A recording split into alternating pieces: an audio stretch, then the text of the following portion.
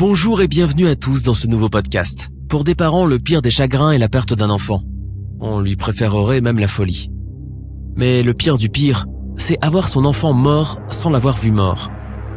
Sans même être certain de sa mort, sans pouvoir l'être si longtemps après. Les parents de la petite Estelle ont vécu le pire qu'il était possible de vivre sur Terre, et presque 17 ans plus tard, ils se battent toujours férocement dans l'espoir de faire éclater la vérité. Voici aujourd'hui l'histoire de la disparition d'Estelle Mouzin.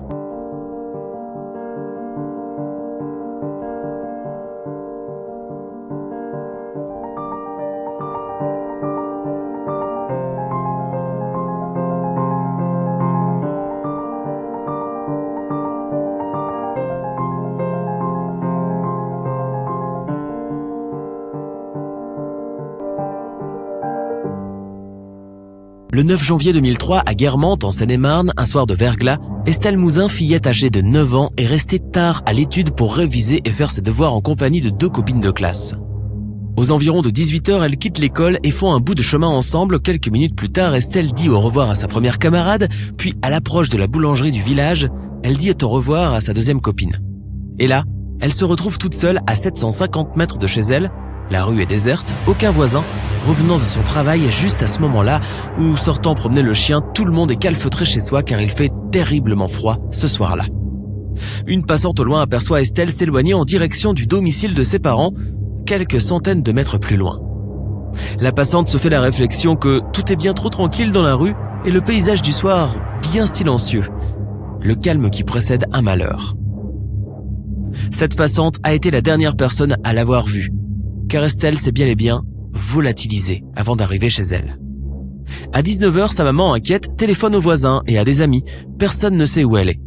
Elle prend alors sa voiture, fait le tour du quartier et le chemin de l'école à la maison. Pas de trace d'Estelle. En instance de divorce, Suzanne Mouzin, la maman à la garde de ses 2 filles, Lucie 14 ans et Estelle 9 ans. Quant à Arthur, le grand garçon, il vit avec son père à 60 km de là, hors du village. Comme Estelle ne donne pas signe de vie, Suzanne, désemparée, appelle le papa qui se met immédiatement en route pour Guermantes. À 21h, ils appellent le commissariat pour signaler la disparition. Policiers, voisins et amis se mettent à la recherche d'Estelle dans les rues de Guermantes, dans le froid et la nuit, à la lampe torche. Ils se disent qu'elle a peut-être glissé sur du verglas, qu'elle est tombée dans un fossé ou dans le lac gelé près de chez elle. À 3h du matin, les recherches sont suspendues. Pas un signe, pas un indice, pas une piste n'a été trouvée. Il faut se rendre à l'évidence, Estelle a été enlevée. Dès le lendemain, une enquête est ouverte. Logiquement, on interroge les 2 camarades de classe d'Estelle, mais elles ne savent absolument rien. Les enquêteurs s'intéressent alors aux parents, d'autant plus qu'ils étaient en instance de divorce. Ils vérifient leurs agendas et leurs appels téléphoniques et interrogent les amis en commun. Ces vérifications concluent que c'est un couple tout à fait normal qui divorce, certes, mais sans heurts. À la disparition de leur petite fille, Estelle, chacun réagit différemment selon sa personnalité. Suzanne, la maman, reste tous les jours prostrée devant le téléphone dans l'attente des nouvelles. Mais Eric, le papa, est animé par la colère, fait pression sur les policiers et parle régulièrement aux médias. Il veut que l'avis de recherche soit vu par un maximum de monde. Il veut retrouver sa fille le plus vite possible et ça se comprend. Ce n'est que la réaction parfaitement normale d'un père désemparé. Mais les enquêteurs n'ont toujours aucun indice et pas l'ombre d'une piste. Rien. Alors pourtant que des moyens colossaux, tant humains que techniques, sont mis en place à l'affût de la moindre hypothèse, du moindre bout d'espoir pour retrouver la petite Estelle. Déterminé, Éric Mouzin lance un appel à témoins sur les médias. Le public ne tarde pas à répondre et presque immédiatement, des milliers d'appels et de signalements, des dizaines de pistes, sont signalés dans toute la France. Estelle a été vue par-ci, par-là, en compagnie d'un homme ici, d'une femme par là-bas. La police s'active et vérifie tout, mais aucune de ces pistes ne se révèle sérieuse. 4 jours après la disparition d'Estelle, la police identifie 80 personnes qui sont passées par Guermantes, le soir de la disparition d'Estelle. Un questionnaire est distribué à tous les villageois, un travail de fond à la recherche d'une piste valable. Le 14 janvier, une grande perquisition est lancée dans le village. Les gendarmes bloquent toutes les sorties et les entrées de Guermantes. Un grand nombre de policiers est mobilisé pour fouiller les 350 maisons du village, mais en vain. Les garages, les granges, aucun indice quel qu'il soit n'est trouvé, et les enquêteurs sont dépités. Finiront-ils par avoir une piste ? Eh bien oui, mais pour cela, il faudra attendre 6 longs mois. Un jour, un homme se signale et appelle la police. Il leur explique que sa fille de 9 ans, qui fréquente la même école qu'Estelle, vient de lui avouer que quelqu'un a tenté de l'enlever elle aussi un soir, une semaine avant la disparition d'Estelle. Un homme dans une camionnette blanche. Un portrait robot est alors réalisé, mais personne n'identifie le suspect sur la photo. Pourtant, c'est grâce à ce témoignage qu'on commence à faire la liaison avec un terrible tueur en série. Il s'appelle Michel Fourniret et il est surnommé l'ogre des Ardennes. Il a été arrêté la même année en Belgique pour le meurtre de 8 jeunes filles. Il a aussi déjà été arrêté en France pour attentat à la pudeur et violence sur jeunes filles de moins de 15 ans. Il a donc le profil. Et en plus, il ressemble étrangement au portrait robot décrit par la camarade d'Estelle. Type européen, lunettes, habillé négligemment.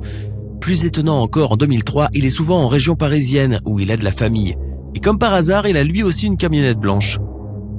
Il devient donc le premier suspect sérieux de l'affaire. Mais l'homme dispose d'un alibi.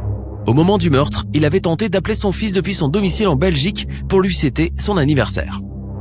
Cet appel, auquel son fils n'avait pas répondu, a été attesté par des relevés téléphoniques. Puisqu'il ne pouvait pas être en même temps en Belgique en train de passer un coup de fil et en France en train d'enlever une petite fille, la piste Fourniret est alors abandonnée. En 2007, l'enquête piétine depuis maintenant plus de 4 ans et alors que personne ne s'y attend, Michel Fourniret écrit au président de la chambre d'instruction de la cour d'appel de Reims pour demander à être entendu sur plusieurs affaires, dont celle d'Estelle Mouzin. Pire, Fourniret souhaite même parler à la famille Mouzin. La justice sait bien que Fourniret n'est pas le meurtrier puisqu'il a un alibi en béton, alors que le parquet général rejette sa requête jugée irrecevable car selon le parquet, Fourniret ne cherche qu'à jouer avec la justice. De toute façon, Fourniret finira par nier toute implication dans cette affaire. 10 ans plus tard, l'expertise de milliers de poils et de cheveux prélevés dans la camionnette de Fourniret après son arrestation n'est pas concluante. Toutes ces recherches n'ont pas permis de retrouver l'ADN de la jeune fille. Rien ne confond donc Fourniret dans l'affaire de la disparition d'Estelle Mouzin et les enquêteurs sont bien forcés d'écarter définitivement Fourniret. Les années passent et les proches luttent pour que la jeune fille ne tombe pas dans l'oubli. Chaque année, ils organisent une marche silencieuse dans les rues de Guermantes en portant des banderoles et des photos d'Estelle. Le pauvre papa d'Estelle ne veut surtout pas que l'enquête soit abandonnée. Il veut retrouver sa fille morte ou vivante et avec le temps qui passe, il préfère même qu'elle soit morte plutôt que séquestrée par un pervers sexuel. En 2010, l'avocat des parents d'Estelle Mouzin demande à la justice d'expertiser 3 scellés exhumés du dossier de Michel Fourniret qui a été condamné à la perpétuité 2 ans plus tôt. 2 pièces retiennent surtout l'attention de l'avocat de la famille. Il s'agit de lacets blancs et de gants noirs.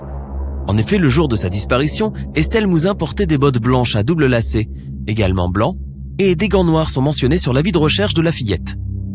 Une piste finalement abandonnée par les enquêteurs qui n'ont pas été en mesure d'établir le lien entre les dites pièces et Estelle Mouzin. La ronde des fausses pistes n'en finit pas et de multitudes d'histoires rocambolesques qui ne mènent à rien de tangible pour l'évolution de l'enquête. Les parents d'Estelle sont désormais désespérés.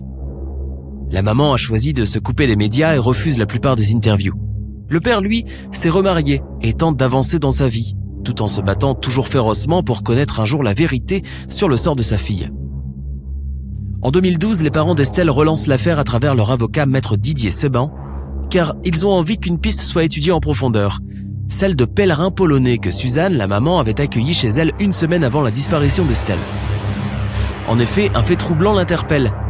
La famille de Florence Bloise, 38 ans, disparue le 1er février 2003 à Magny-les-Hameaux, dans les Yvelines, avait elle aussi hébergé des Polonais venus assister à une assemblée organisée à Paris par la communauté spirituelle de Taizé entre fin décembre 2002 et début 2003.